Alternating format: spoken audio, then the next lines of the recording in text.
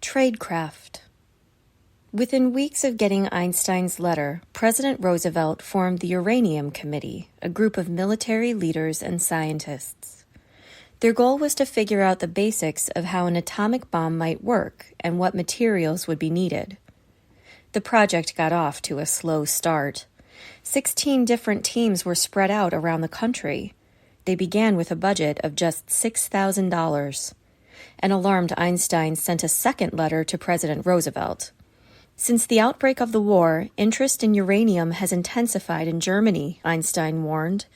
I have now learned that research there is being carried out in great secrecy. The race to build the atomic bomb was on. Just about the last person anyone would expect to be involved was Harry Gold. When World War II began, Gold was a 28-year-old chemist living with his parents and younger brother in a working-class Philadelphia neighborhood. He stood 5'6" with thick black hair and a soft, round face. Friends described him as shy, smart, and always ready to help anyone who asked.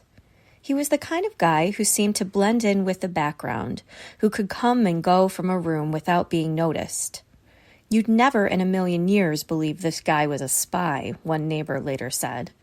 And yet Harry Gold was about to become a major player in what FBI Director J. Edgar Hoover would call the crime of the century. It all began one snowy night in February 1933, in the depths of the Great Depression. Like millions of Americans, Gold had been laid off from his job. His family was way behind on rent and facing eviction from their apartment. One night, after another hopeless job search, Gold was resting at home when a friend came racing through the door. The friend explained that a guy he knew, Tom Black, was leaving his job at a soap factory in Jersey City. Black could arrange to get Gold the job if Gold was willing to move to New Jersey. Gold's mother leaped up and started stuffing her son's clothes into a cardboard suitcase. Gold borrowed a few dollars and hurried to the bus station. Arriving in Jersey City after midnight, he walked down slushy sidewalks to Tom Black's apartment. Black was waiting for me downstairs, Gold remembered. I can still see that huge, friendly, freckled face, the grin, and the feel of the bear-like grip of his hand. The first thing Black said was, "I am a communist, and I'm going to make a communist out of you." Gold earned $30 a week at the soap factory and sent $20 home to his parents. He was proud to be supporting his family and didn't mind the hard work. "I was grateful to Tom Black," he later said, "very much so." That was exactly what Black was counting on. Black dropped by Gold's rented room often to lecture his new friend about communism and the Soviet Union. Gold knew only the basics.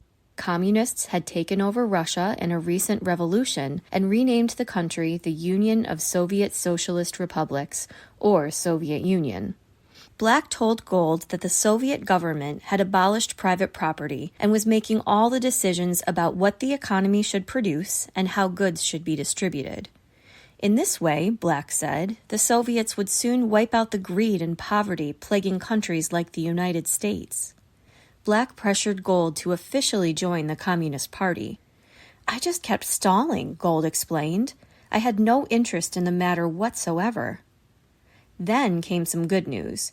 Gold's former employer, a chemical plant called the Pennsylvania Sugar Company, was hiring again. Gold was offered his old job back. He jumped at the chance to move back to Philadelphia. But Tom Black didn't give up that easily. In early 1934, he came to visit Gold in Philadelphia. "Harry, you've been stalling me," Black said. "You've been trying to get out of joining the Communist Party, and possibly I don't blame you." This last line got Gold's attention. "But there is something you can do," Black continued. "There is something that would be very helpful to the Soviet Union, and something in which you can take pride."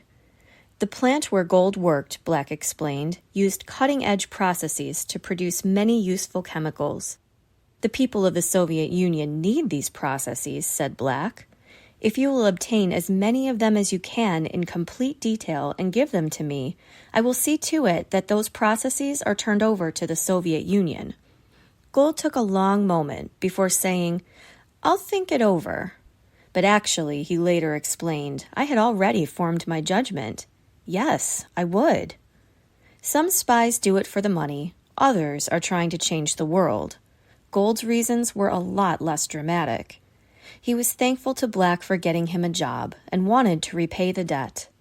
Also, Gold had what he described as an almost puppy-like eagerness to please. Here was a chance to do something nice for Black and help the Soviet people. The chemical processes Black wanted didn't seem so secret, and if the information could really help the Soviets build a better society, why not share it? Who would it hurt? And that, said Gold, is how I began. Gold started sneaking documents out of his lab, plans and formulas for making industrial chemicals. Every few weeks, he'd travel to New York City to meet with a Soviet contact. Gold knew these men only by fake first names. He'd hand over his stash of stolen documents, then hang around a coffee shop while the papers were copied. He got the papers back, rode back to Philadelphia, and returned the documents before anyone noticed they were missing. By the time World War II began, Gold had given the Soviets every bit of useful information the Pennsylvania Sugar Company had in its files. He was tired of the long trips to New York, the constant lies to his family. Besides, Gold was starting to realize that the Soviet Union was hardly the workers' paradise Tom Black had described. In fact, it was a police state ruthlessly run by Joseph Stalin, a dictator who arrested and executed his political rivals just like Hitler. Equally disturbing to Gold was the news that just days before the war started, Stalin and Hitler had signed a special pact agreeing not to fight each other. Why would Stalin make a deal with the devil, Gold wondered. He was convinced it was time to leave his secret life behind. The Soviets had different ideas. Gold's Soviet contact, known to Gold only as Fred, told Gold to get a job at a weapons factory, someplace with technology worth stealing, and Fred wanted Gold to start recruiting other spies with technical knowledge. "I'm giving you orders," Fred shouted. When Gold hesitated, Fred went further. Should Gold ever get the idea of walking away from the Soviets, Fred assured Gold that his boss would get an anonymous note all about Gold's illegal activities. "You'll be finished," Fred shouted, "and don't think we will hesitate to do this." Life improved a bit under Gold's next Soviet contact, a man Gold knew as Sam.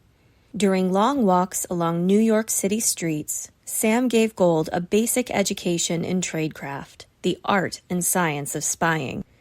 Gold was taught never to use his real name when doing secret work, never to share his address. He learned to sit at booths in restaurants because they kept him more hidden than tables. On the subway, he sat right next to the doors. If he was being tailed, he could wait for a stop, let the doors begin to close, then leap up and jump out as the doors shut behind him.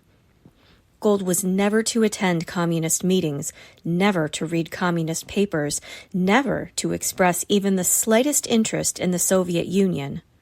The main rule was this: present the appearance of a normal American. Gold enjoyed these talks and even felt comfortable enough to bring up his concerns about the Soviet Union, including Stalin's treaty with Adolf Hitler. "What the hell?" Gold asked. "Look, you fool," Sam said, laughing. "What the Soviet Union needs more than anything in the world is time, precious time." Stalin had no intention of keeping the agreement, Sam said, but the deal gave the Soviets time to build up their military strength. And when the proper hour comes, you'll see, we'll sweep over Germany and Hitler like nothing ever imagined. While Gold and Sam strolled in New York, Adolf Hitler was on the move in Europe. German forces captured Norway and Denmark in April 1940, then turned against France, the Netherlands, and Belgium, forcing all three to surrender within a month. German bombs pounded British cities night after night. Great Britain stood alone in the war against Hitler. The United States rushed weapons to the British, but stayed out of the fighting.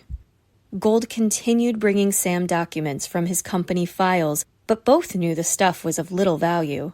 And in early 1941, Gold got some welcome news from Sam. They had decided to drop me entirely. Gold was relieved to have his life back.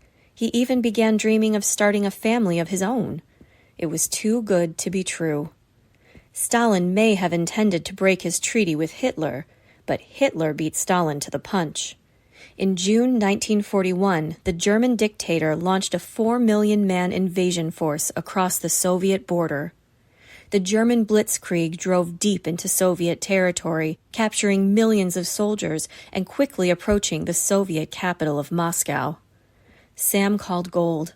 The Soviets wanted him back. It was not a request. The Soviets had spies inside various factories, Americans who were willing to secretly share information with the Russians in exchange for cash. Gold's new job was to act as a courier.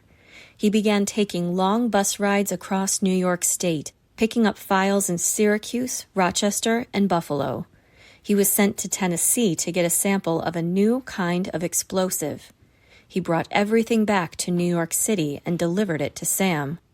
Sam's real name was Semyon Semyonov, a 30-year-old engineer with a degree from the Massachusetts Institute of Technology. Semyonov worked for a Soviet training company based in New York. But that was just a cover for his real work. Semyonov was a secret agent for the Soviet intelligence agency, the KGB. After picking up materials from Gold, Sam would head for the Soviet consulate, a 3-story building in Manhattan. He climbed past the first 2 floors where Soviet clerks did normal consulate work, like helping Soviet citizens get travel visas. Then, making sure no one was in the hall, he would take out a key, unlock a door on the 3rd floor, and enter the secret New York City headquarters of the KGB. It was a large open room with desks and metal shutters on the windows and a portrait of the Soviet dictator Joseph Stalin gazing down. Semyonov handed his documents to another agent and quickly left the building. The stolen information was translated into secret code and sent by telegram to KGB headquarters in Moscow.